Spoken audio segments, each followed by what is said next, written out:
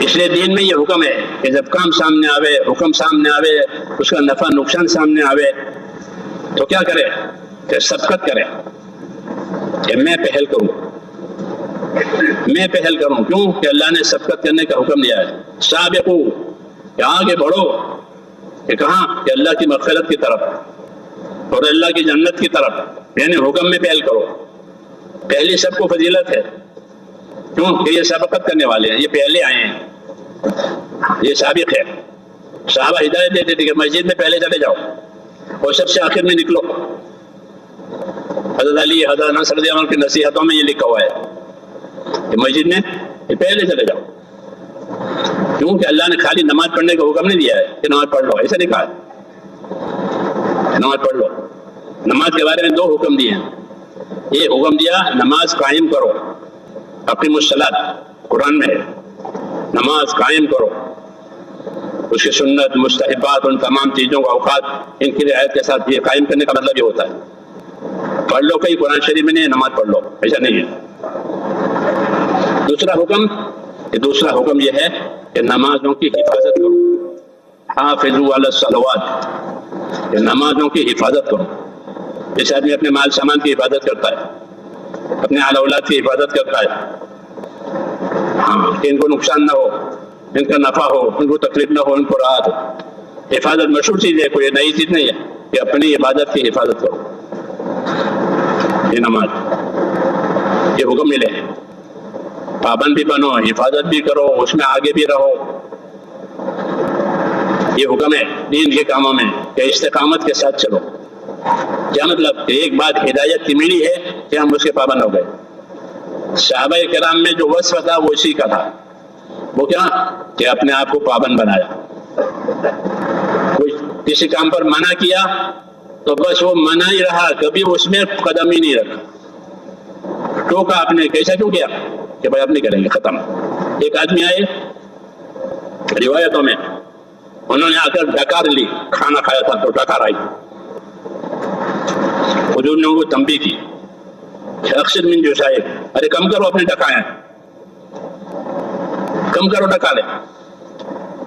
تو کہتے ہیں گھر میں اس میں کھانا پک گیا تھا، شریر وغیرہ تو میں نے ذرا کھا لیا تھا تو اس کی ڈکار آئی تو اس پر کم بھی ہوئی. فرمایا 30 برس ہو گئی، پھر اس کے بعد میں نے پیٹ بھر کر نہیں کھایا. ایک تنبیہ ہوئی بس، کم کرو ڈکاریں. تو کہا 30 سال ہو گئے میں نے پیٹ بھر کر کبھی نہیں کھایا. کیوں کہ مجھے تنبیہ ہوئی تھی. یہ اصل دین ہے. اصل دین کیا کہ اللہ کے حکموں کو اللہ کی عظمت کے ساتھ ادا کیا جائے. اللہ کی منائی کو اللہ کی منائی سمجھ کر عظمت کے ساتھ اس سے بچا جائے. اس کے لیے آدمی کو محنت ضروری ہے. تو محنت ہوگی اور محنت کی باتیں سنیں گے، فضیلت کی باتیں سنیں گے تو عظمت آئے گی، حکم کی عظمت آئے گی کہ یہ چیز حرام ہے. ہاں کہ حرام، کہ اللہ نے اس کو حرام کیا ہے. کہ حرام کیا ہے تو فرمایا، تو بتایا علماء نے کہ حرام یہ اللہ کی بارڈر ہے، یہاں کوئی نہ جاوے. بارڈر میں کوئی گھس نہیں سکتا. جو بارڈر میں گھس جاوے تو یہ بڑا گنہگار،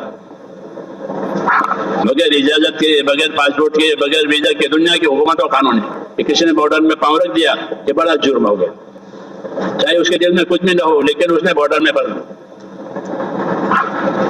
یہ بڑا جرم. پچھلے دنوں 2 یمنی آئے تھے، ابھی 3-4 سال پہلے کی بات ہے. تو ڈال کے گئے تھے بیچارے بھولے والے. تو یا سیر کرنے کے لیے یا پتہ کسی چیز کے لیے کہ ذرا تھوڑے سیر کریں گے. تو پہنچتے پہنچتے ہندوستان کی سرحد میں داخل ہو گئے بنگلہ دیش سے. دیکھا ان کے پاس کچھ بھی نہیں ہے، ویزا نہیں ہے، کچھ بھی نہیں ہے. بھائی وہ پکڑے گئے کہ تم نے بارڈر میں داخلہ کیوں لیا بغیر پوچھے، بغیر تمہارے پاس ویزا نہیں ہے، کوئی پرمیشن نہیں ہے، کوئی. 2 برس تک وہ روکے رہے اس جرم میں. کیوں کہ بارڈر میں داخل ہو گئے.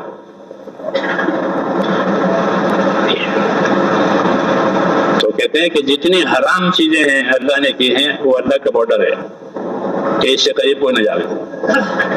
یہ حدود ہیں، یہ بارڈر ہیں، اس سے دور رہو، اس سے بچو. حرام سے بچنے کی طاقت پیدا کرنی پڑتی ہے. جی ہاں، اپنے ایمان کو، اپنے یقین کو، آخرت کو مضبوط بنا کے بغیر آدمی حرام سے بچ نہیں سکتا، کیونکہ حرام زیادہ بھی ہے، لذیذ بھی ہے۔ حرام میں دونوں صفتیں، حرام بہت ہے، حلال تھوڑا، اور حرام بہت، اور پھر لذیذ ہے، مزیدار ہے، تو صبر نہیں ہوتا اس سے، وہ حرام میں پڑ جاتا۔ اس لیے ایمان میں اتنی قوت پیدا کرنا محنت کر کے، اچھی صحبت سے، اچھے ماحول سے، کہ اللہ کے فرضوں کو ادا کرنے کی طاقت پیدا ہو جائے، کہ اللہ نے یہ چیزیں ہم پر فرض کی ہے، نماز ہے، روزہ ہے، دوسری فرائض، کہ فرائض کی ادا کرنے کی طاقت آوے، کہ فرائض ادا ہو جائے، حرام سے بچنے کی طاقت آوے، کہ ایمان میں اتنی قوت پیدا کرو کہ جو فرضوں پر کھڑا کرے آدمی کو، یہ تو فرض ہے، یہ تو کرنا ہی کرنا ہے، چاہے وہ بندوں کے حقوق میں ہو، خدا کے حقوق میں ہو، یہ فرض ہے۔ تو ایمان میں اتنی طاقت پیدا کرنا جو اس کو فرضوں پر کھڑا کر دے، اور ایمان میں اتنی طاقت پیدا کرنا کہ وہ ایمانی طاقت اس کو حرام سے بچائے، اتنی ایمانی طاقت پیدا کرنا ضروری ہے، کیونکہ آدمی اپنی طاقت سے حرام سے بچے گا۔ کوئی قانون بنے، وہ قانون سے قانون نہیں روکتا، قانون سے طاقت بچنے کے لیے پیدا ہوتی ہے، کیونکہ قانون عمل کرنے کے لیے ہوتے ہی نہیں ہیں۔ جتنے دنیا میں قانون بنتے ہیں وہ عمل کے لیے نہیں ہوتے، وہ تو پکڑ کے لیے ہوتے ہیں، کہ قانون بنا یا پکڑ ہوگی، تو قانون سے عمل زندہ نہیں ہوتے، قانون تو گرفت کے لیے اور پکڑ کے لیے ہوتے ہیں۔ کبھی قانون بنا کوئی کرے گا تو یہ سزا ہوگی، پکڑ ہوگی، وہ پکڑیں گے اس کو قانون کی بنیاد پر۔ تو قانون پکڑ کے لیے ہوتے ہیں، عمل کے لیے نہ ہوتے۔ عمل کے لیے تو دین اور دین کی محنت ہوتی ہے، وہ آدمی کو روکتی ہے حرام سے۔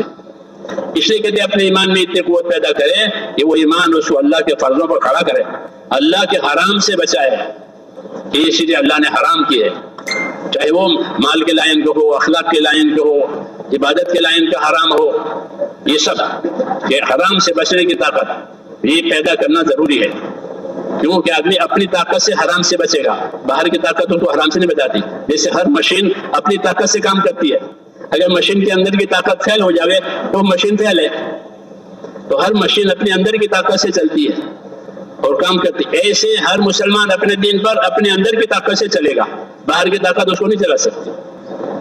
ایمانی طاقت پیدا کرنا یعنی یقین پیدا کرنا، خوف پیدا کرنا، اللہ کی رحمت کی امید، یہ چیزیں پیدا کی جاتی ہے محنت سے۔ پھر جس چیز میں اللہ نے رحمت کا وعدہ کیا ہے اس کو شوق سے کرے گا، جس میں اللہ نے دھمکیاں دی ہے اسے بچے گا۔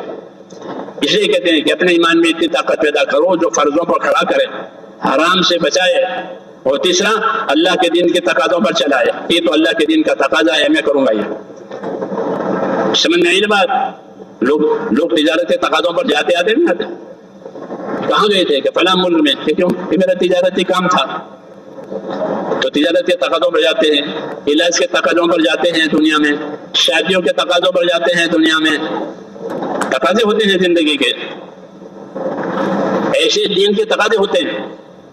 تو مسلمان کے ذمہ ہے کہ وہ اپنا ایمان ایسا بناوے کہ وہ ایمان اس کو دین کے تقاضوں پر تیار کرے، کیونکہ اگر وہ دین کے تقاضوں پر نہیں تیار ہوگا تو اس کا دین نیچے اتر جائے گا، اور سب سے پہلے یقین کمزور ہو جائے گا، سب سے پہلے یقینوں میں، ایمانوں میں کمزور آئے گی، خدا کا خوف کم ہو جائے گا، تو حق پر باقی رہنا دشوار ہو جائے گا، خواہشیں غالب ہو جائے گی، خواہشات غالب ہو جاتی ہے، پابندی نہیں ہوتی تو خواہشات غالب ہوتی ہے، اور جو خواہشات کے پیچھے گیا وہ گمراہ ہوا، یہ بھی بتایا اللہ نے۔ اس لیے میرے بھائیوں ہم کو یہ کام دیا ہے، اس میں اپنے اندر محنت کر کے یہ استعداد پیدا کرنی ہوتی ہے، ایمان والے، اعمال والے، اخلاق والے بننا۔ یہ تین چیزیں لے کر عام طور پر صحابہ دنیا میں چلے ہیں۔ ایمان اپنا بنایا، ایسا ایمان بنایا جو حالات سے متاثر نہ ہونے دے، اور اپنے اعمال کی پابندی کہ ان کا عمل دوسروں کے لیے عمل بنتا تھا۔ علماء نے لکھا ہے کہ صحابہ کے اعمال ہمارے علوم ہیں، صحابہ کے جو اعمال ہیں وہ ہمارے لیے علوم ہیں، تو اپنے عملوں کو انہوں نے ایسا بنایا تھا شریعت سنت اس کی روشنی میں، تو ان کے اعمال علم بن گئے ہمارے لیے کہ حضرت عمر نے یہ کیا تھا، حضرت عمر نے یہ کیا تھا، ابوبکر نے کیا تھا، ان کا عمل روشنی۔ تو ایمان، اعمال، اور تیسری چیز اخلاق، اپنے اندر اخلاق پیدا کیے، لوگوں سے ہمدردی کرنے کے لیے، لوگوں کی رہبری کرنے کے لیے، لوگوں سے محبت کرنے کے لیے، کیونکہ ایمان والا محبت کرتا ہے اور ایمان والے سے محبت کی جاتی ہے۔ المومن و یالف و یولف، کہ ایمان والا خود ہی محبت کرتا ہے، ہاں، اور دوسروں سے محبت کرتا ہے، محبت کرنے والا ہوتا ہے، اور اس سے محبت کی جاتی ہے، ایمان کی وجہ سے لوگ اس سے محبت کرتے ہیں، ہاں، اور اس میں کوئی خیر نہیں ہے جس میں محبت نہیں ہے. ایمانی محبت ہے، یہ ایمان کی وجہ سے محبت. اس لیے یہ کام ہے میرے بھائیوں، اس کو بہت ذمہ داری سے سمجھ کر کے کرنے کی ضرورت ہے. پھر اندر ایک بصیرت پیدا ہوگی. بصیرت، دعوت بصیرت کے ساتھ ہوتی ہے. بصیرت یعنی اندر ایک یقین کی کیفیت پیدا ہوگی. پھر وہ یقین جو ہے وہ قدم کو جمائے گا اور آدمی ترقی کرے گا اللہ کی طرف، اپنی قربانیوں کی وجہ سے، اپنی استقامت کی وجہ سے. اس لیے کہتے ہیں کہ اللہ نے ایک نعمت دی ہے، اس کو نعمت سمجھ کر اس کے پیچھے لگ جائیں. یہ نہیں کہ اس کو پیچھے ڈال دے، یہ نہیں اس کے پیچھے لگو، اس پر اپنے آپ کو ڈالو اور چلاؤ. پھر آگے کہ آگے اللہ کی مدد ہے. حالات آ جائیں تو دعا مانگو اللہ سے. کام کرتے ہوئے جو دعائیں مانگی جائے گی وہ دعا ضرور قبول ہوگی، کہ کام کرنے والوں کی دعائیں قبول ہوتی ہیں. اس لیے حال آنے کی وجہ سے دعائیں دی ہے کہ تمہارے پہ کوئی حال آوے تو اللہ سے دعا مانگو. انبیاء کرام دعا مانگتے تھے حال کے لیے، اے اللہ اب یہ کر، تو ان کی دعائیں قبول ہوتی تھی، کیونکہ وہ کام کر رہے ہیں. اب حال آیا ہے تو اللہ دعا کی وجہ سے حال کو اٹھا لیتے ہیں.